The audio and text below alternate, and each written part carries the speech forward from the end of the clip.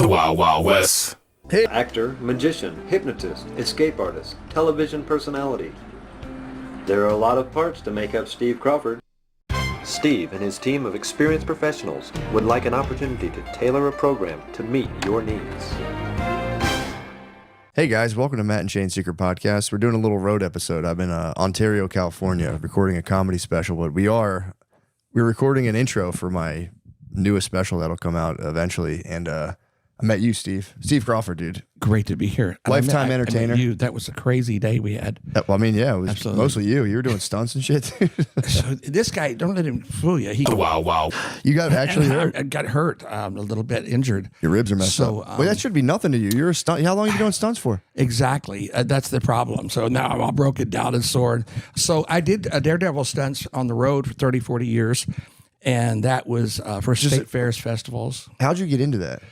You know, I was a kid. I had a childhood hobby of magic. My mother told me about the movie Houdini with Tony Curtis. And I watched this thing, and I watched him get locked in the water tank, and his appendix burst, and he dies.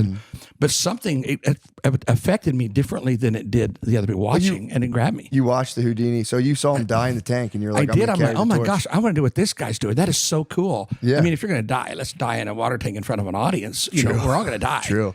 But didn't plan to die and didn't die. But I was lucky. I had a locksmith that lived next door. He taught me how to pick locks, and I really became a big Houdini fan. And your stage name was Houdini, right? As a child, I went all the way, in those days, actually all the way to college, Houdini names, you know, with somebody Eenie. Everybody put an Eenie. So I went with Houdini. Can you hold, my beautiful assistant is here. Would you hold the microphone? I'll show you one of the first tricks I learned. This is a quick one. Did you ever use male? It's always women. I never like sexy boys for the assistant. I think you got to hold it closer. Somebody told me that. Yeah, get up there, was you that told me. All right, here we go. Little dollar bill trick. Here we go. So a lot of kids start with this stuff, which I did at the library. Picture of Barbara Bush. I don't know if you can see that. Or kind of looks like Barbara up there. I always thought as a kid. Anyway, no, we fold the dollar up. In this trick, what we want to do is make it come out backwards or different or upside down. But in this case, it actually changes. Yeah, about $99 different. As you can see, you get a $100 bill. So money didn't really become the motivation to do it, but it kept me doing it. You got the Philosopher's Stone. You could do alchemy, transfer the lead into gold. We could do that. It's true. I will say I picked up many dates as a child, pretending to be a real wizard, and that I could do real magic and read her mind, and you wouldn't believe it. Magic is a great way to meet girls. Don't let me. I wanted to ask you about that. That seems. Absolutely. I watched the reel of you. That was the Oklahoma. What was that? The hockey team, right? Oh, you saw one of my sports events doing illusions. Yes. My question is, so when you're a magician, because you're a magician, actor, stuntman, you do it all. You're a general entertainer, a real entertainer. Everyone thinks they're an entertainer now, but you are the real deal. 40 years of locking in getting locked underwater, acting. You know, it was a funny thing when I was growing up. I was the only entertainer that I knew, and I mean, I met people who helped me in the business, but you know, I did my shows, and now I look at social media, and everybody's an entertainer. I'm like, I'm the only one on there not entertaining anymore. It seems your like, blood, sweat, and tears. In the world has changed. Everybody's entertaining. Well, here's the question. So with the magic, you're saying is a good way to meet girls. When's the first time you converted magic skills into just some?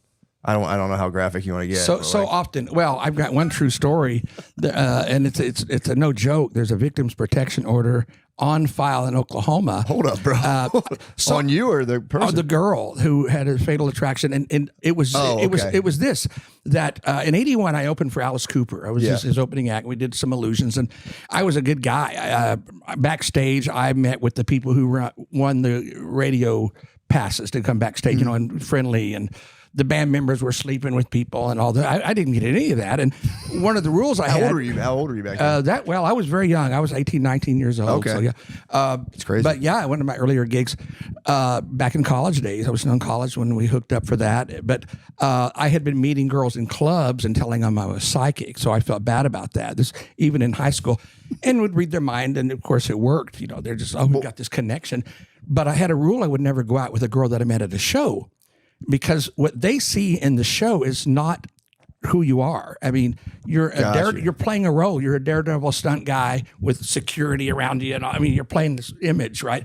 Or you're a funny guy in a show, whatever it is.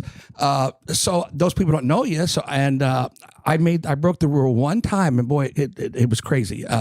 Young lady, you can look up it's still in the file court case, but yeah, she tried to come on hard to me to marry me. All of a sudden, I'm like, what in the world? We just met. You gave her one taste. She lost her mind. And exactly. And I told her words to me were, you know what? She said, I should have killed you when I saw you at the state fair in September. I'm like, what? Whoa. And she grabbed the wheel of my little convertible. It was icy out and crashed it. And then broke in my house later, stole stuff. There were gas stoves in those days. I was a single guy and turned on all the gas, blew out the pilot lights, and then attacked me through the back door. So everybody on our city block there went to court, and we won. And bro, but I learned my lesson. How many times did you pipe her down? One time. Just once. It was once. She got to taste the amazing what in the world? Once. And I just don't know. I don't know what to say about it, except, I don't think it's a good idea to commingle, That makes sense. That's kind of smart. Really so you were that smart, that young to keep it separate. Because that's a good insight to know. Like, dude, this is all glitz and glam. Yeah. It's true. And I learned the lesson. So I really wanted to ask you about that, because doing the county fairs must have been crazy. Like, what were some of the stunts? What was like the craziest stunt you did at like a county fair? Everybody had a favorite. And so at state fairs, we did about 25 state fairs starting in September through November. West Palm Springs, Florida kicks off early February, and Shreveport, Louisiana, not my favorite fair, but that ran right into Thanksgiving. So there was a ton of fairs, and so we had ground acts, family shows, animal circus, kids circus. I did circus sideshow, illusion. So we had that going. Then I booked a secondary act, which was the Daredevil stunt. So one of those was locked upside down in the water torture cell that Houdini inspired, strapped to roller coaster tracks, and a straitjacket, had to dive out of the way right before it crashes through, from a screen. What? Hanging from burning rope straitjackets in the air. But there were other markets for swimming pool events. Anybody with a backyard pool could hire me, bring their padlocks and chain me up to weights and throw me in the pool. And if you had $5,000, I was available to do it. And some close calls, but I made it through that. What was a close call? Well, there were a lot of close calls. I wouldn't even know where to begin. I don't know which was the first. So here's the question. There were some accidents. If someone hired you at like their pool to escape, and you died in their pool, what's the deal with that? I would sue myself. So I had a $2 million liability policy that if myself or anyone else was ever injured at one of my shows, that it would pay off. So my first step would be sue myself because I was injured at my show. It's kind of That was kind of my plan anyway. Get rich off the accident. But anyway. So what were the babes like at the county fair? Because I know Alice Cooper, obviously, you're probably crowing, but like at the county fair, what's that like? Well, exactly. Use your imagination, and the smaller the fair, the smaller the town. Yeah, I love small town. I'm from a small town. So, but people to be honest, we joke about that, and there was a lot of flirty, horror types, I guess you could say, but there was a lot of very, very sweet people, and I mean it sincerely. My favorite guests, they came every year, just really good people, honestly. Yeah, that's from cool. This community. That's cool, because I always wondered about that, because that's like, and you kept it to the code that whole time. You just only broke once for that one lady. Absolutely. I think it was my fingers. I always practice with my fingers. You want to see a finger trick? You want to do something? Wait, we're talking about the hose right now. It's another magic trick. All right. Lovely assistant. Go ahead. I'm going to have you lay your mic down. You got to do this one with me. All right. Would you hold this for me? So, actually, magicians, we do use our hands to exercise a little bit to get our magic going. If you do this, hold your hands like this. Clasp your fingers together. Now, wiggle your first finger. Wiggle your little finger. Good. You're very good, talented yourself. Okay, now separate. Now, we're going to go down. Now, can you keep turning to go all the way out? It's a little bit of a stretch. If you're watching this or try it at home, to get all the way out. Now, reverse your arms and lock them like that. Except kind of hold them up high. There you go. Now, wiggle the first finger. And the little, and go, ah, oh. Linda Blair taught me that one, actually. What'd you do? Woo. Twist your arms around, right? Oh, I couldn't do that. I didn't either. Anyway, I tried. You're never going to believe it, guys. This episode of Matt and Shane's Secret Podcast is brought to you by Dude Wipes. If you're still dry wiping with toilet paper, it's time to show your beehole some respect and upgrade to Dude Wipes. Why? Because Dude Wipes are wet. and extra moisture cleans away that dry what dry never could. They leave no room for dingleberries and stray butt crumbs that TP might miss. Plus, they're extra large and designed for adults. Dude wipes tackle the mess without any fuss, and flushable design makes it clean up a breeze. No more endless rolls or settling for less than perfect wipes. Think about the last time you really could have used Dude wipes. They're good for cleaning up cum. Dude wipes, best clean, pants down. Available on Amazon and major retailers nationwide. You want to hear a county fair story? Yeah, please. You got time? Would you come back? You're so good at this. I love it. Trick with a couple of jokers and hold on. We're missing one. We're used to standing up. What kind of comedian sits down? You're lucky. I told you I would stand. I have no problem standing. So I've got a story how I lost some money from a guy running a little scam, a little gambling game at a fair. Mm-hmm. And it went like this. I thought, being a magician, I'm going to win all these carnival games, right? Yeah. This guy had 3 cards at his game. One of those was a joker that he was using. He had a second card, and it was a joker. And then he had a third card, which was actually an ace. He said, this is the money card. Now, what you got to do is keep your eye on this ace. All right, here we go. I noticed he made a shifty move. I thought he put the ace on the bottom. When I guessed the bottom, actually, I lost my first $1. Now, then he said this. He said, look, I'm not going to mix the 3 cards. I'm going to leave them in the same sequence, the 3 and right now, and give you a second guess. Now, I said it was the top card, which cost me $1. I said, I knew if it wasn't the bottom, it had to be the middle. And, well, that one cost me $1. I said, okay, now you're using more than 3 cards. He said, that'll cost you $1. I said, you've taken the ace out of the game. He said, that'll cost you $1. Anyway, I owed him $5. Here's where he got me. He said, look, there's an ace. Would you hold that one? Yep. He said, here's a joker. He said, if you can still tell me the name of the last card, if you hadn't forgotten it and all this, you win your $5, double or nothing. You get double your money. I said it was a joker. He said I owed him $10. So I did learn, watch the games that you play at the carnivals while you're on that subject. Yeah. Yes. Do you ever beef with any carnies? Because that seems like you ever beef with any of the carnival folks? No. In fact, there was a little, what was the code?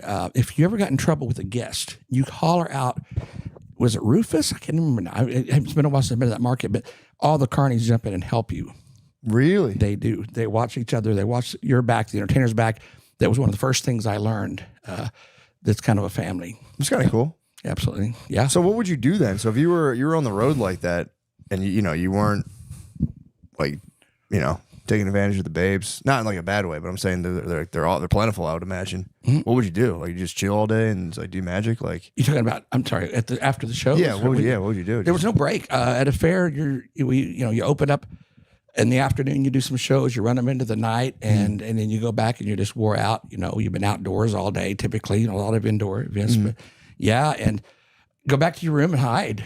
Really? Get some rest, because you got to do it again the next day. When the fair ends on a Sunday night, you got to pack your tear down, hire help. You're out, yeah. Big tear down, load your trailers. For sure. Head on down to the next one. So what about the one thing I wanted to ask you when we started is like, what's the relationship like between a magician and a magician's assistant? That seems like it's an erotic. I don't want to keep like hammering on this, but it seems like an erotic situation. Like, how do you handle that? Yes, it could be. It's all, you keep it in the back of your head. So unfortunately, they never knew. They never knew my thoughts. No, I actually very respectful. Yeah. We'd hire dancers. We would hire people that, were there for the art and did a good job. And honestly, we became good friends. That's cool. I never made a move on an assistant. But there were some I certainly liked. I think they liked me, but we just left it at that. You're a professional as hell. I guess that's how you do it for 40 years, man. Otherwise. 40 years.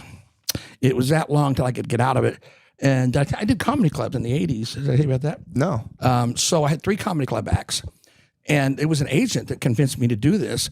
Keeping in mind, I'm an actor. I wanted to be a comedian, but I never really was that funny. I mean, honestly, I didn't think. But so we developed 3 acts that we booked into the comedy clubs, and one was a pickpocket comedy thing, and one was a monologue with some magic. And the third one is the reason I got out of doing comedy clubs. I had a problem with myself doing this with anybody. I went right in as a headliner. I think a comedy club, you need people to start in the beginning, an opener, a middler, and then you work your way up, and you got real talented comedians out there. But I had an act that just booked the year up like that as right off the bat, ran it right in as a headliner, because there was no choice but to put it there. And why it booked was the ticket sales, and it's the hypnosis show. So I became a certified clinical hypnotist. Oh, you majored in psychology. I was actually an acting theater major with a minor in psychology. But then I became a member of the National Guild of Hypnotists, and I went into these sessions where we learned how to hypnotize people. And I screwed them up. I messed with them. You had to work with real people, right? And tell them that their watch is gone. Well, I would really steal their watch. And then I would touch their eyes and then put my fingers here and say, you're going to feel something touch you. And then I would touch with my other hand. And I was doing magic on these people, right? And then when we came out, all the guests are sharing the stories of what happened. And the certifiers are like, what happened? He did what? And, even with kids, we hypnotize kids. But honestly, people are crying. They're talking about their problems. I thought I would never be a doctor. I could never be a clinical hypnotist. At the shows, people would get hypnotized. But in the shows, it was an animal. So yes, a comedian to me is not a hypnotist or vice versa. That a comedian is a comedian. And so here we are in there booked as the headliner, because you got to do a lengthy show. You got to bring people up an hour, and it's got to be in that spot. And it was a very popular act. So there was a change at the end of the 80s where there were less comedy clubs. So I got in for commercial reasons again. And I like to switch things up because I get bored. Change the market some. And the clubs are going down, and so I had an opportunity to stay on. And I think I heard that Jokers was one of the clubs we were working with, wanted now their people to go with them full time or something. There were some changes going on, and I thought, you know what? There's some great comedians that I met while I was out there, and those guys, they deserved the comedy clubs. So I left them alone. So I left it out. I got out of there. And, principled man. So what were the shows? So you would hypnotize people and steal their stuff? So pickpocketing was actually a separate thing, but when I was referring to when we were practicing with real people and real problems, we would go into a room with them alone as part of your training to get certified as a clinical hypnotist. Yeah. To help you with problems. And I just couldn't resist. I'm like, oh my gosh. You tell them their watch is gone and now they don't see it. And you show them a coin and you tell them it's a different coin. And they believe it's a different coin. How does it work? In these tests. Well, this is all through mental program, right? You relax a person. Hypnosis works this way. You get someone in a very relaxed state of mind. They go to an alpha pattern, and now you can speak to the subconscious mind. You don't have to go to a clinical hypnotist to try some tricks at home. For example, if you're worried about remembering something tomorrow, a better word is recall, because it's always in there, but you want to be able to recall. So you relax into this, like you're falling asleep, right? Very relaxed. And then you look and you picture the shower curtain and tell yourself, when I see this shower curtain, this thought will pop in my mind, so you won't forget it. Yeah. And watch, the trick to this is, the fun thing about it is this. The next day, a year later, 20 years later, when you see the shower curtain, it will pop this trigger in this thought. And you go, wow. Then you begin to realize, oh, this stuff really works. It's not all just a show. I mean, a lot of it is a show, but that you can really do that. Or the subconscious mind is so amazing. Most of us have an internal clock in the subconscious mind. You tell yourself, I need to wake up at a certain time as you fall asleep. Watch if you don't wake up either at that time, sometimes on the minute, but usually just a little before, because you know you got to be up at that time. Yeah. Your brain will wake you up. So it's about relaxing and getting into the subconscious. Gotcha. What was like some of the crazier things you did hypnotizing people? In the shows? Well, making people rigid, laying them on two chairs and standing on their body. It was not a magic trick. It looked like one, but they're so rigid. And then a friend of mine, Dr. Roy Bellows, who's a hypnotist, the next thing I heard, he's in court where somebody came back later and said that they had some back injuries. And stand on the back? Threw that one out. Well, you stand on the front, you put their feet on one chair and their head here, and then you walk on their body. What? It's a classic. It's been around. Who would you do? Men and women or just men? Well, that depends on your fetish. I mean, I don't know. I might try that tonight. I might try to jump on a lady during my hours. Jump right on her belly. It's squish her. Hypnosis. But yeah, it's a lot of fun. They become space aliens. They, raise fun acts in the shows. Yeah. Were you ever tempted to use the hypnosis for like evil purposes? Not on women. I mean, guys, whatever. Just like tricking people, getting like a clone army going. And you know what's really weird about that is people ask you too, have you ever used your lock picking skills? Yeah, true. Haven't you ever been tempted to break in? No. I mean, you could take a brick and throw it through the window tomorrow if you really want to break in. It doesn't change you at all. Yeah, you still exactly. are who you are. Yeah. Well, every locksmith knows how to kind of pick locks. Well, sure. So. But they're like, well, no, I don't want to break it anywhere. You don't need to pick locks to break in somewhere if you want to break in, but we don't want to break in anywhere. You really don't change it. And hopefully the people that do take advantage of their skills, like pickpocketing. I'll admit, as a kid, we used to go down the street and take people's wallets and practice and stuff. And I'm like, oh, I'm not going to steal from anybody. I got to get their money back. But we wanted to practice on strangers, and we did. I'm like, I can't do this. How do you pickpocket? What's the? Well, you don't have a. If you ever watch on, do you have a buckle straw with a strap on it over there? I can't see what you. Nobody got. So like, give me your hand, and so somebody got a watch on here. You grab here, and you would literally pull back. Oh, you pop the strap. Shank, and you squeeze it, and when you pull it away, they don't feel it. So you look for that style watch as a first choice. Yeah. And it was in my comedy club act. I'd bring the person up, and then I would wave it in front of their face. It's okay. I'm going to hypnotize you. You're getting sleepy, and then we'll try a post-hypnotic suggestion. The watch is looking familiar to you, and they're like, "Oh, that's my watch." So it was an inherently funny comedy act. And then I would have them tie my hands behind my back. And it's an old routine. Harry Keller, I think, the magician, invented where you pull your hand out and back in over and over comedy. So I'm flashing the guy's wallet behind his back and show it, and flashing this and flashing that. So take it and then return their keys or something at the end as a finale. We had an occasion in a comedy club once, which caused a real issue, is I added a new bit. So I walked into the audience and I grabbed the proper watch and started picking. Actually, let me go with you. Would you mind helping me? And took a different guy, but I had this guy's watch. So the finale, the new change in this act was at the end. After returning this guy's stuff, everybody laughs. I point to the guy in the audience, "Hey, don't laugh. I got yours too." And you get an extra round of applause, right? I forgot I'd taken it. It was a brand new act. It was in my pocket. And I left the place with this guy's nice watch. And I'm like, oh my gosh, I got it. So I actually had to call the manager of the comedy club, and he put out an announcement, and somehow he got a call from the right guy. The guy, I was at that show and my watch disappeared. And I was like, "Yo, you got your watch." What? And we gave him his watch back. That's so nice. Everybody thought it was funny and quite amusing. I don't think they knew if it was part of the act or not, though. It is nice to know if you ever need to, you could be a master thief. Obviously, you wouldn't do that, but it's very true. Absolutely true. There's nothing, and there really is nothing, no lock that can't be opened, or there's no item you can't escape from. Handcuffs. I know you can escape. You said. So you set the record for escaping from handcuffs? Yes, sir.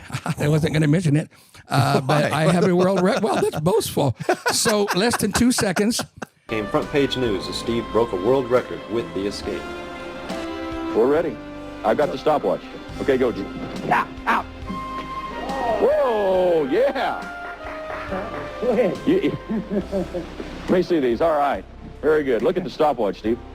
1.47 seconds, and that is less than 2 seconds is a record. Congrats. And I only sent you one picture of, I just want to share that. When I was stepping away from escapes, getting older, just a few years back, I started doing something unusual for law enforcement groups. Mm-hmm. I actually got a phone call from a former chief of police, and he was in Oklahoma, and he calls me and he says, "Steve, we've got a problem. People are getting out of the handcuffs. They're getting out of their jails, and they're escaping these things, and they're turning this stuff on the cops. They're leaving them for dead, or or killing them. One, we need your help." And they had a budget, so they would pay me to come in and teach them. I said, "Well, I'll teach you how to get out of things, not with just to show you how easy it is to do this stuff. Once you know, is I will show you how to escape from padlocks, handcuffs, and things." With items around you, and then I'll do it after a search, and then I'll do it without touching anything, which is a matter. Well, so we went with 2 things on the cop car, and I've got some photos I can send you. A piece of wire from the windshield wiper. Sometimes I put a person up by the windshield wiper, and you take this flat piece of metal, you can shim the cuffs open right through the notches. You're not really picking the locks. Wait, so how do you get the piece of metal again? Where is it at? Off of a windshield wiper. So you'll see some photos. I'll send you this later today of me holding a windshield wiper out in front of a police station, and then and actually with it in front of the cops, showing them how to use that, and then a piece of metal that I found in the back seat of a spring of a car, if you could dig in to get it. But and then another one was picking padlocks with the stem from reading glasses, which is actually two pieces. You get a shim, you get a, and then there's something completely different, which is going through the shank of a padlock. So anyway, I'm doing this stuff, and we go from local police to, I was connected, put up with an organization that was with the criminal justice system, and it was called the MacGyver 101. And it was a 3-day weekend. They had a guy that was a narcotics, Federal Bureau of Narcotics there, another guy in weapons. I was the only one that was a non-officer. So I don't know if you can actually Google on YouTube. Somebody put it on there once, the handcuff escape and a prison escape. How did you escape from the prison? There's several ways. So I gave him one of the methods that with certain cells you can use that people would take shampoo bottle, toilet paper, remember, it stings around you, and block the bolt hole. And when you slam some of those cells, it seems like a shot. That's not I don't give away my best secrets, believe it or not. I really don't. So this is the one I gave them. Yeah. And I cops said, we had that happen. We actually had a guy get out of the cell that way. This stuff's really going on. Yeah. And that's why I'm not afraid to share it. Yeah. I think the best, but we were shut down, and I will tell you this too. So we're doing these federal things. I know we got to go quick probably, but You're good. I actually, we're good. told them I had a second hobby, and it was sneaking into places, testing security at places. So I was trying to make this part of my business. I always wanted to go to stores to show them how much I could steal from them, and then go, here's how I did it. So if you really want to see this stuff, I'll send it to you. I was making this part of my business. We had some customers that I would show them how I could get through their security and get past the bomb squads. And some of these things were so easy. You get onto a plane, you think? Through the TSA? That's what I was leading up through. No, really? Big time story. This is the story. So I've got the photographs to show. I told them, in my observation, the TSA at the airport is the absolute weakest security in the world. And I can get, and I got an arsenal of stuff through it. And I will show you, I kid you not. Started with things like metal signs from, about this large, surfboard, and finally a big metal sword, which I've got a picture of my wife's angry looking at me, and it's not a fake picture. She didn't know I did it, and I put it under my jacket. And so what was going on? There's here's, gosh, I'm going to share this right now because I'm not supposed to share this. This is what ended my career with the law enforcement. I love this story, and I'm sharing it publicly for the first time, and it could get me in some serious trouble. I kid you not. Yeah. So here's what was going on. I said, I said, okay, first is I called it the magic trick. We'd go to the airport. I've got all this on video pictures, and you've got all these TSA standing around, right? An abundance of them watching. I want to get that number down. When I say the magic words abracadabra, a big group of them, they all leaving a skeleton crew for me to work with. And it works every time. Abracadabra. And how? This is what they were asking me at the Confederate. They said, how do you do? Is it hypnosis? No. So I would hide a bottle of water in a backpack or drop it in somebody's purse while in line. Yeah. In one of my demonstrations, I used my nephew, because he was in on it, but you can stick it in anybody. They get flagged. These extra bodies are here just for that reason. You got a bottle of water, they're going to take you off, and so you can get these people out of there, right? Now they're over there, no harm, no foul. The lady or person gets to leave. It's just a bottle of water, right? But you get rid of them. Now, the next step was this. There's this tray, this table where you roll all your stuff around and you put your stuff in, right? And underneath, there's nothing there. It runs right up to, I guess, what's designed to be a portable x-ray machine. It's got wheels on it. There's a gap underneath this thing, right? So this is blocking the view. You got the people on the computer looking straight down. You got this guy over here telling you got to take your shoes off. You got the guy over here making sure nobody needs help. And you got people crawling all over the floor, putting shoes on the other side. So I would drop the item in the floor and kick it underneath the machine, right? And I'm snapping photos, which is illegal, I found out. And I've got a ton of these from like 20 airports. Kick it. And we were showing them on the screen, showing how I got this, that, and trying to get something done. So the MacGyver 101 team, the people I work for, they wrote a letter to the White House. I guess the criminal justice system did. And we got a nice letter. And I got a big certificate. Wonderful, all your stuff you've done. This is going to cause some changes. We want to fly you to Washington a certain month for this round table thing they do once a year. What? And my stuff would go right to the government. Suddenly, my sister, who lives in Hawaii at the time, gets a call. I don't know why the guy couldn't find me. And because I didn't answer my phone, and says, we need to find your brother right this minute. Where's your brother? She said, what's going on? She said, well, they're coming to arrest him and go to jail. She's like, what? She said, if you know how to get a hold of him, you must find him right now. So I'm saying, what's the matter with you guys talking about? You told me to call this number if I ever got arrested going through the airport. And you would tell, they said, well, that's the thing. We normally, they work with this. We tell them you're testing it.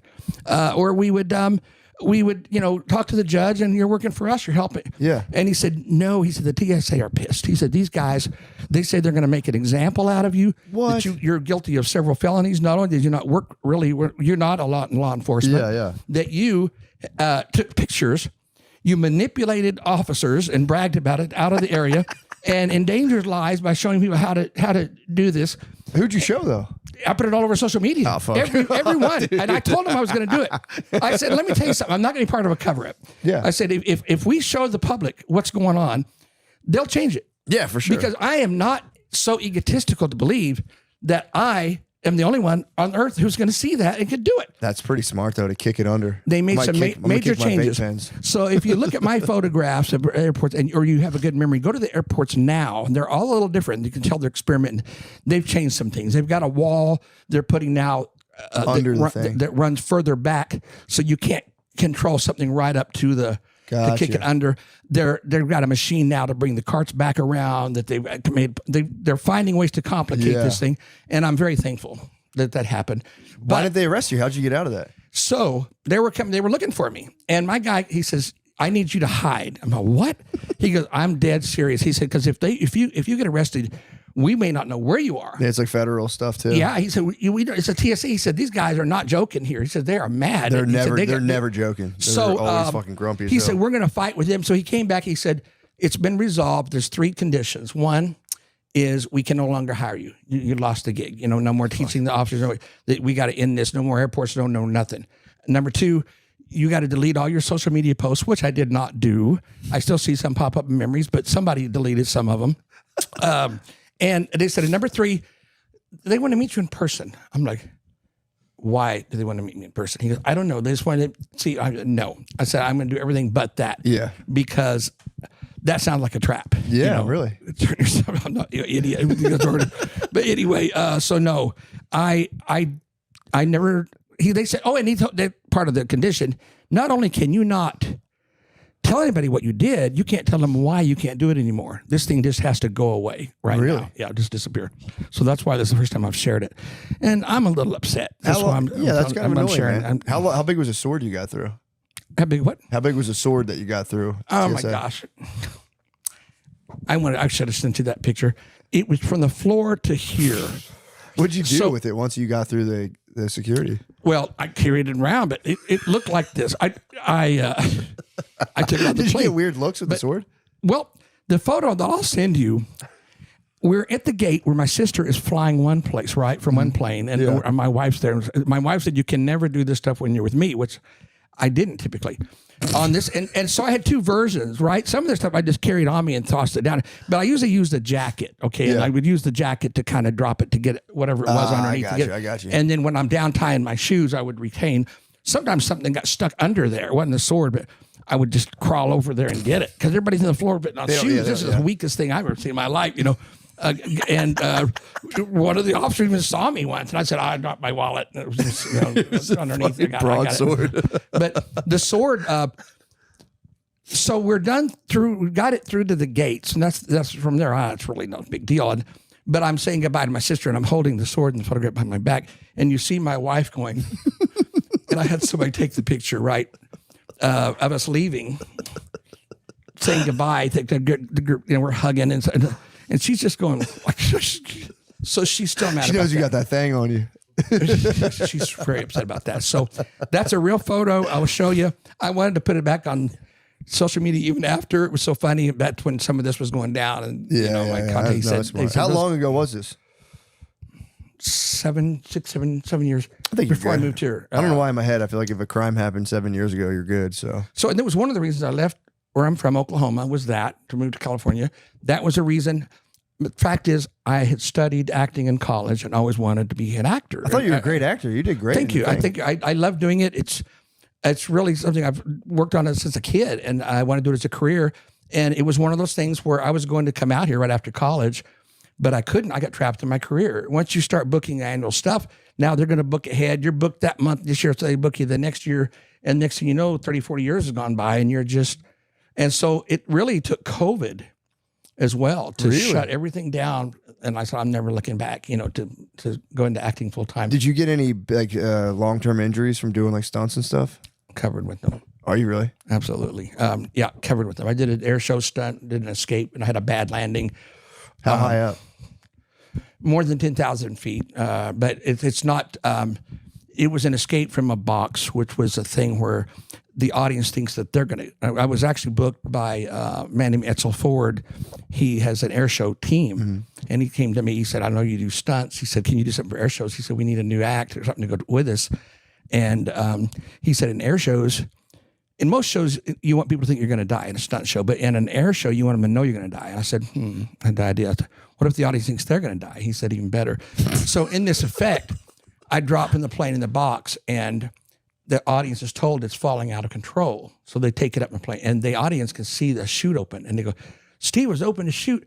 He's carrying the box back over the drop zone. So now I'm holding this box, it looks like, till I get over in the area. Wait, so are you release it? You're in the air? I'm with a chute. Oh, you're holding this box. I'm holding the over. box, which is what it looks like, and then I release it and pull these toggles and land. Well, the truth is, you can't hold a box when a chute opens in the air. So I'm wearing this harness we had made down in DeLand, Florida, by a company, real nice. They make tailor-made stuff for stunts and air shows and things. And a strap attached me to the box. So I have this strap, and as I get lower, I release the box and would open my chute. So the problem is, anytime you get two lines, FAA approved stunt is safe. I was angry at them. I said, you guys weren't honest with me. Anytime you put two lines in the air, you run a risk of danger. You get of line entanglement, which is exactly what happened. The chute came out, wrapped around the strap to the box. So I've got a chute there. Not the end of the world. You got two chutes. Cut away your left one, pull her in your right one, right? So now I've got this chute open with the strap in the box, which is what it's supposed to look like, but there's an additional piece there that shouldn't be there, the first chute. Right. So it's causing you to go like this. As I go down, you can't look down when you're lowering. Skydiving is a weird thing. You can't tell how low you are by looking down. You have to look at the horizon. So about 50 feet from the ground, looking out that way, you can tell where that is. You slow your descent normally, right? So in my act, is I cut away and then slow my descent, right? So the horizon is just doing this. I couldn't tell, and I couldn't cut it away because I didn't know who I'm going to kill, right? This whole thing could land anywhere. So I'm trying to focus to see where I am, and that's the last thing I remember. I had a concussion. I've got the short socks, the nerd socks. You can see the scar right there. On my, why are short socks nerd socks? I saw you in one of your acts. Some of the audience brought that up, and you showed them your socks. And I don't remember that. You don't remember that? It's on YouTube right now. Socks. It's on right now. You're having to yell things out of the audience. Oh, yeah. And one of the guys said something about this short socks. Oh, they were saying black ankle socks. They were saying ankle socks. Yeah. So right here's, you can see the scar right there, right? Damn. Yeah, I got one on both sides. But I broke my hip. Oh. I broke that ankle too, but this one got crushed and most of the internal parts came out. It took forever to heal from that one. Broke the jaw. I've got scars on my arm still from it. And so this was a long time ago. So it took forever to get well. But I had a chute opener, I'd be dead. It was just what you'd say a hard landing. Yeah.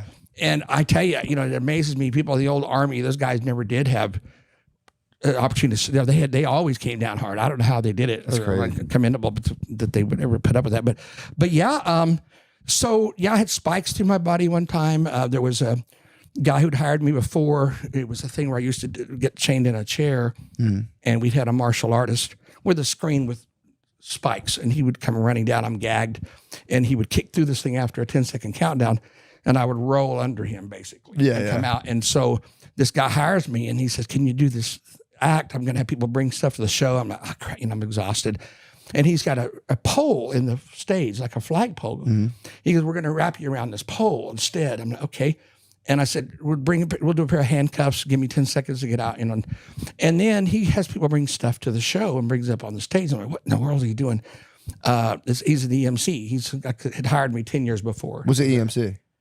What's that? You said EMC? He was the MC of the show. MC of the show. I got you. And the promoter. He had hired several acts. So he brought me back for this finale, and people were chaining me up. And I'm like, okay. I said, I need a full minute to escape from this. He gags my mouth. And they get the screen ready, and he says, how many of y'all think Steve can get out of this in the 10 seconds he originally promised? I'm like, Whoa. Punchline's got to be coming, right? Got to be a punchline. And everybody applauds, and he says, put it in place. And he stands up, and he says, 10. Now I'm like, are you kidding me? What? And I'm like, I didn't have a chance, right? So I just turned my back to the spikes and this thing, and I've still got here. What the fuck, man? Crush. And the sad thing, and I wish my brain had been in the right place to not move an inch, that the audience broke out into applause because they thought I disappeared. And instead, I start moaning and moving and I'm stabbed, But I wish I had not done that now. I didn't realize. Well, if you didn't move, you would have been fine. They thought I was gone. The curtain would have shut, into the show, and everybody thought I disappeared. And then this thing starts moving. They're like, uh-oh. So anyway, I'm like, dude, why did you do that? He goes, I thought you were kidding. And he said, man, I've seen you a million times. He goes, I thought you could just, it's like, and you're out. I've seen you do it. Yeah, it's kind of crazy to have to confirm that. Thanks a lot. How big are the spikes? Oh, my God. Oh. One of them, went right by my spinal cord, Oh, dude. I'd been paralyzed. What? Do we have time to do another magic trick, or we don't? I think we have time. Well, the one thing I wanted to ask you about, we have a half an hour. We're good. This episode of Matt and Shane's Secret Podcast is brought to you by Dude Wipes. Riff prompts. When you wipe, are you sitting or standing? I started out sitting today, and then I actually, I'm not lying. I got saved by Dude Wipes today. I was in the bathroom taking a dump at Shane's house, and I had, what like clings to the side of your butt, kind of? I had a large deposit cling to my butt, and it like literally, did you ever get it on your hand at all when you wipe? I don't want to gross you guys out. Accidentally, have you ever got it on your hand? I did it. It literally happened to me today. Like I got it just a tiny bit on my hand. I was like, "Fuck." Well, that's the joy of the Dude Wipe, an XL wipe for an XL man. No, it came in handy. I would have had it gone home. It was such a disaster that thank God I did that. Guys, whichever way you wipe, it's time to show your beehole some respect and upgrade to Dude Wipes. Dude Wipes tackle the mess without any fuss, and the flushable design makes cleanup a breeze. They leave no room for dingleberries or stray butt crumbs that TP might miss. Plus, they're extra large and designed for adults. So no more endless rolls or settling for less than perfect wipes. Dude Wipes, best clean, pants down. Available on Amazon and at major retailers nationwide. The one thing I wanted to ask you about, we'll definitely do some more magic. You used to be able to hold your breath for 4 minutes. Yep. And now you said you can't hold your breath that long anymore? No. And nor do I know what happened. I've had, a lot of things started to change. I used to be in, very good physical shape. You might remember seeing some of the older photos. Ripped. I saw the picture. For an audience, and I was starting to develop some intestinal issues, Crohn's disease, which I kind of hid and continued. Some things were going on. But, I started as a kid, holding my breath, and I was on the swim team. And they always hated it. I was horrible swimming on top of the water, so I would always dive in and go all the way to the other side. And as we come back, emerge, to finish it up. So I get in, and they're like, "Which stroke were you doing? Which stroke were you doing?" Oh, that was just the regular bicycle, Oh, dude. But they you would just be submerged the whole time? Oh, the first run, all the way to the end. And when I come back, I'd come up to give them a little bit of fairness, but I was fast under the water. There was no rule of how long you stayed under, right? So if there's no really rule in the books, how long you stay. But I practiced all the time. And so, I was comfortable sitting on the bottom of a pool, shimming locks, picking locks, manipulating them open that people would bring. And honestly, you get 8 or 10 locks. You don't have to open all of them. People didn't realize that necessarily. But, you open the key locks. But I was comfortable. And then I would spread this, pace it out. I wanted to give the audience a good show. Somebody asked me when I was coming out of one of my water effects, which like I did the lake and the box and things, all these, you come out, you're exhausted, you're coughing up water, are you really suffering, or is it all an act? No, I'm really suffering, but it's all self-inflicted. I would stay down there. You would stay as long as you can. Stay underwater as long as you can until you absolutely can't stay under the minute and come up. You're going to be really breathing hard. Did you ever pass out underwater? Actually, I did one time. I did once too. It was fucking terrifying. Yeah, absolutely. How'd you get? Did you get pulled out? I don't know what happened. We were at Ponkin Theater in Ponk City, Oklahoma, which was supposed to be a haunted theater. And we had some weird stuff happen with the water tank, an older water tank. When they were trying to pull me up a double pulley system where I go up easy, started fighting them. They're pulling this thing. They're, we don't know what's going on, right? And we got this on video, and they kind of get me up. And it's this big A-frame. I'm hanging upside down. There's a roller thing. I mean, you got your feet in these stalks, right? And then you got this thing that runs up to the top of this, where they pulled you up and they roll you across. They're having so much trouble. And I think, man, this thing's going to break. Something's wrong here. So the minute we got up there, I said, get me over the tank quick, because they're holding your hands. And I mean, the second I was there, it broke. The weird thing on that night, the break had nothing to do with the pulley system. It was a piece of steel that they would use for mountain climbing, right? That held the stalks in one spot. That thing just broke. It shouldn't have broken. And another place had nothing to do with the tension. So there's 2 issues, really 3, because the water was boiling after we put a little bucket heater in hours before, because it was ice cold water. Should have taken a day to heat it, but the water was like boiling hot when I almost went in it, and I'm glad I tested it.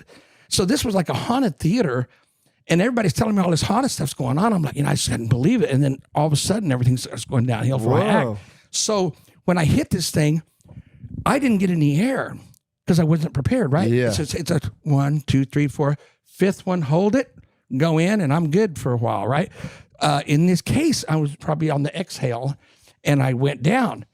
So when the stalks came down, they couldn't get the lid on because it fell so fast. You got to hit it just right. Yeah. And the guys are fighting with it. And I've got a guy sitting right over here who's a spotter who does nothing but watch me. And if he sees me make a signal something's wrong, cut it. Yeah. I'm like, cut it. I'm looking, where is he? He's not there. First rule in Daredevil stunts is don't change anything. Don't improvise nothing. This guy left his post to run help these guys get the lid on, right? So I'm trying to get my part to get out of this thing, and I blacked out. The next thing I know, I'm in the floor. So I had fallen, but I don't know what happened. I literally don't remember. Jesus Christ. Very peculiar experience. For sure. That's very, crazy. very terrifying, for sure. Yeah, I was just swimming with my friends, and we were like drinking, and I think I was using my kids' goggles, so they were super tight, and they were just like cutting off like blood in my brain.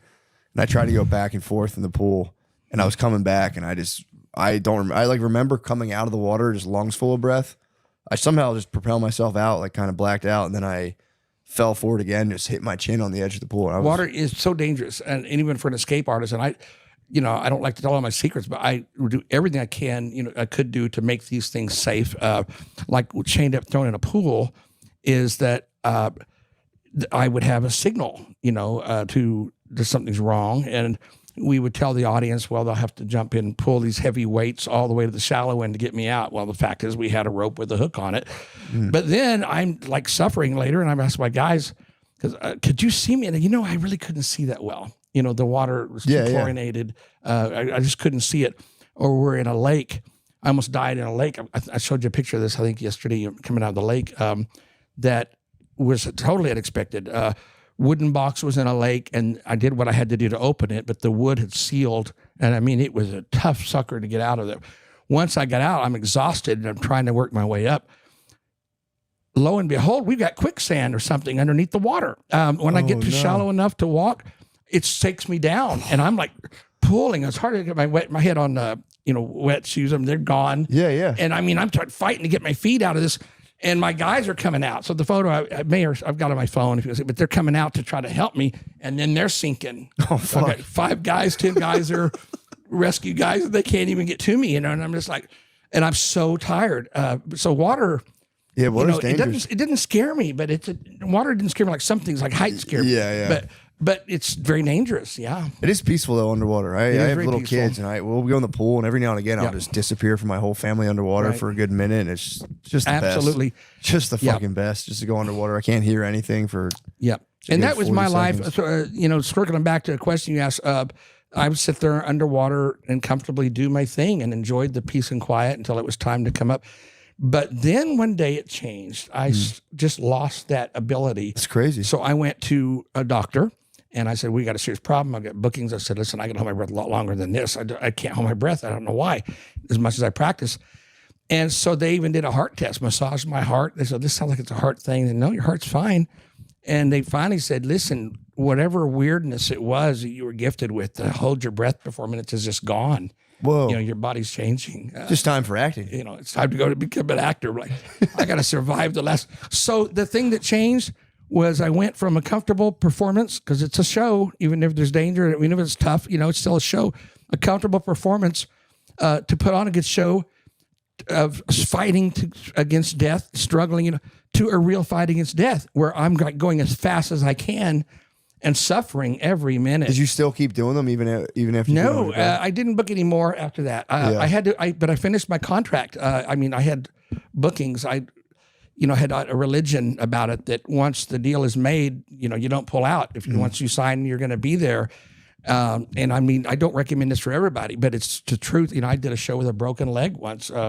Not that break, another one for a roller coaster. I had to go do a second show.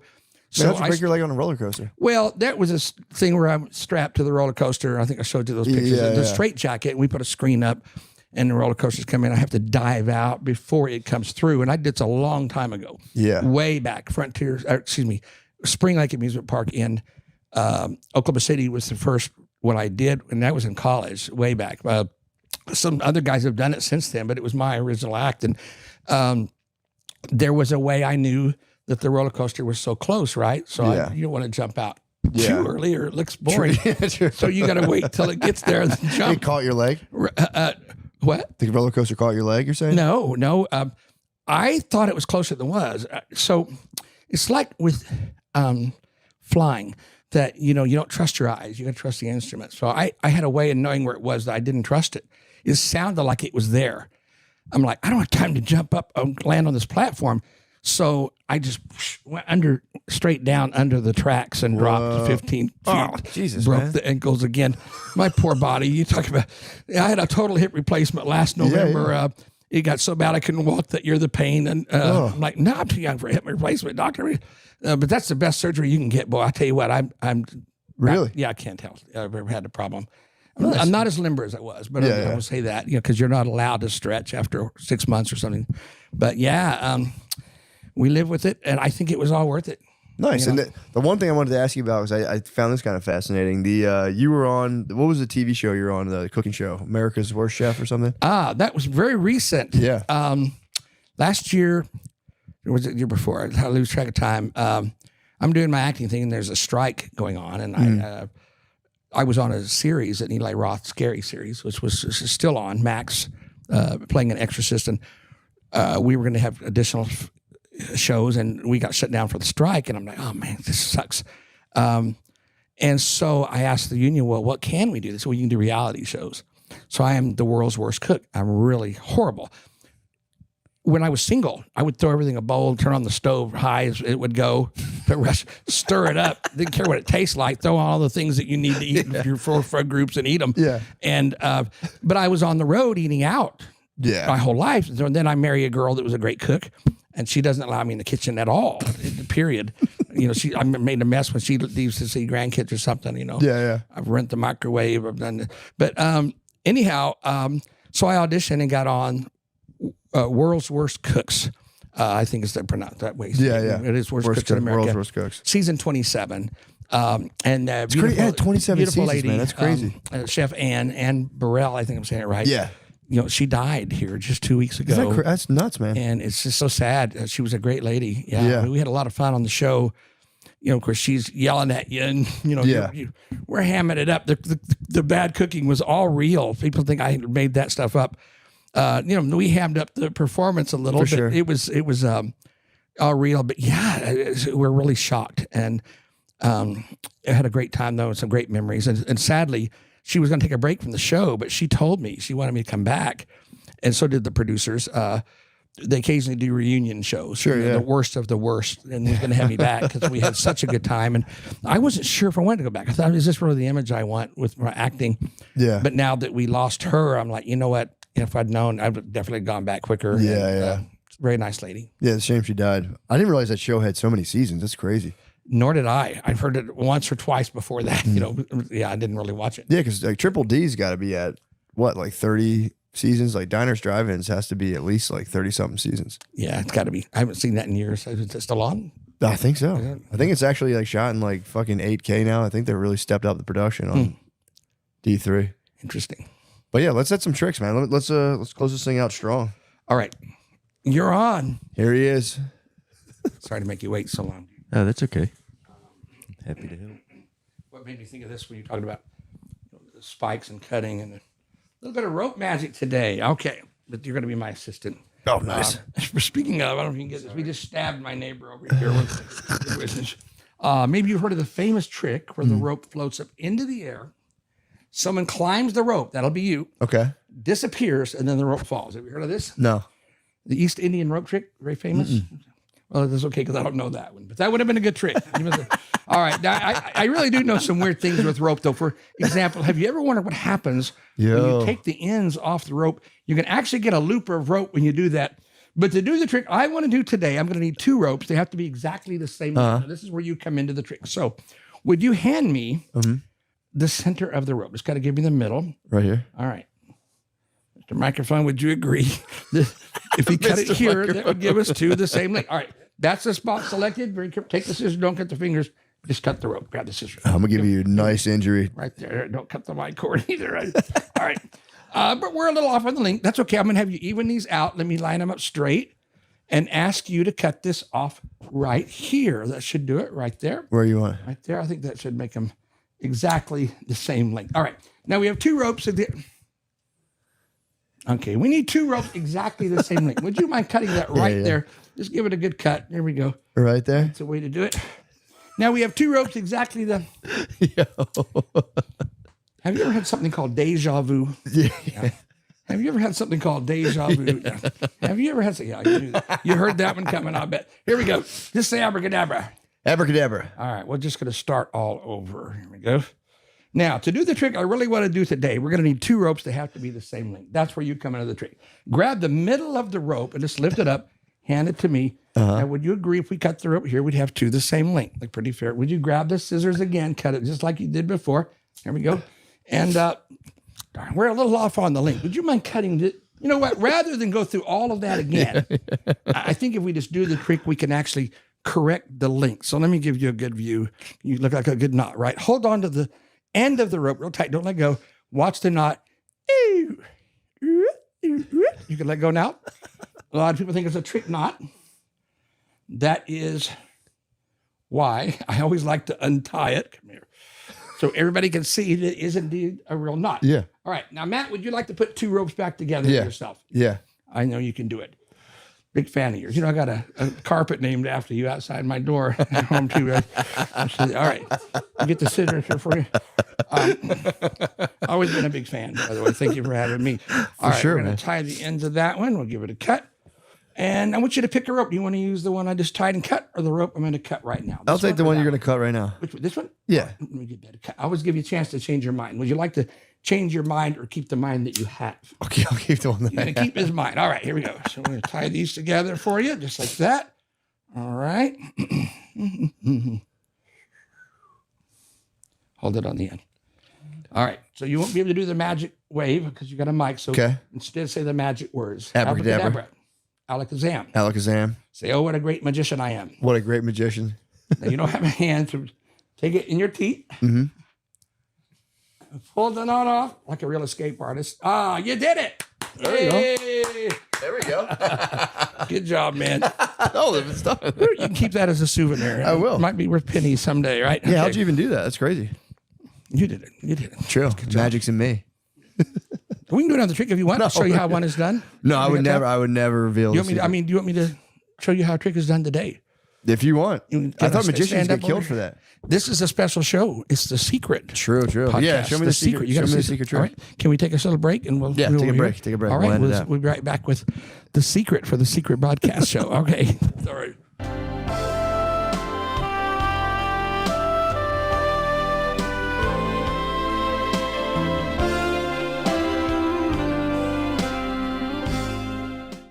We're cutting back in. Let me know. All right, we're back. The interview portion. I think the interview portion is concluded, but now we're doing tricks. All right. No, It's a good interview. That was a great interview. I had fun. Thank you. I had fun. I was talking to the microphone, but we're going to give it off in a minute. But first, a little more magic we promised. We're going to be doing some miracles right now, many as they were done thousands of years ago. Maybe you heard of this one. It's called walking on water. Thank you. No, I was about to tell you, you just got promoted. We do hold both of these things now. Okay, thank you so much. Oh, he's lovely assistant and Mr. Microphone. So beautiful. Okay. This is definitely one of the things we're not going to have a relationship with our assistant, by the way. In case I don't know, man. If you put me around all those carnies, it could get kind of weird out there. All right. So what are we going to do? Well, this is a secret podcast. So I'm going to reveal a secret today. Oh, here we go. Show you a magic trick. Show you how it's done. For this trick, you need a handkerchief, a scarf, and a left hand. You put the handkerchief or scarf all the way in the hand like this. Okay. You make something called a magic pass. We know what a pass is, right? Mm-hmm. I'll go up to Mr. Microphone and go, hi. Not doing that kind of pass. We've already established that. A magic pass. You do this. Now we have an egg, and the scarf or handkerchief has jumped into my pocket. Yo. Right. As promised. All right. You ready to see the secret? Let's see the secret. Actually, I bought it by mistake. If you ladies need some out there, this is the secret. You put that. All right. Different secret. All right. Yes, the secret to the magic trick, and this is a trick egg. It's a plastic egg laid by a very sick bird, and there's a hole in the back of the egg. Kind of a letdown when you see how these work. And you need 2 handkerchiefs to do the trick. All right, here's what you do. You hide the egg in your hand, hold both hands the same. You come out in a natural way. So now, whatever looks natural. For sure. Take the handkerchief, wave it around like this. Actually, that depends on the company that you're. You don't want to drop it either. True. Anyway, sorry. You're getting paid, right? That's all that matters. Okay, here we go. He's actually really wealthy. Oh, okay, really? Yeah. Well, maybe we could renegotiate this relationship after all. You didn't tell me that. Okay.